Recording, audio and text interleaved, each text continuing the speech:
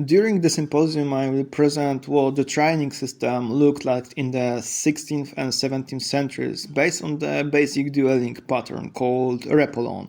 I will talk about starting this pattern on one track and finally doing it on two tracks, which will show us how much effectiveness can be increased with this system. I mean covering less space and losing less time when turning. This is a pattern of a basic reppolone called reppolone largo, which served as a whole kind of this pattern. It consists of a straight line, a circle, and a line of return. Right now I'm keep going on the straight line, I'm stopping my horse, I need to back up him 2 or 3 steps, then I need to move him forward 2 or 3 steps, and finally I'm pushing him into the circle.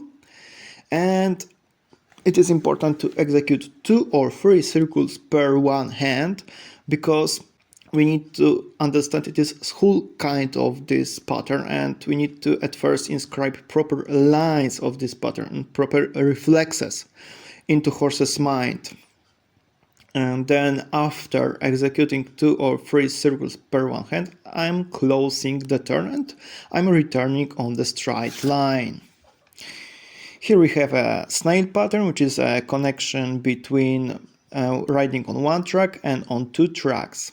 I'm starting on one track in the big circle, then I'm gradually push my horse from the outside to make the circle smaller and smaller, and finally in the middle of this big circle I'm executing pirouette, and when I'm facing to the straight line I'm pushing my horse forward. And it is a final stage of this exercise called reppolone stretto, tight reppolone. I'm keep going the same straight line, and then I'm stopping our horse, and with few raising up of the front legs I'm prepare my horse to make a turn. It was called turn in tutto tempo. Here's a more refined type of this exercise, because here I don't prepare my horse by rising up him few times in the row in one place, and I'm just turning in the first rising up of the horse's front legs. It was called by old-time Italians turning in contratempo.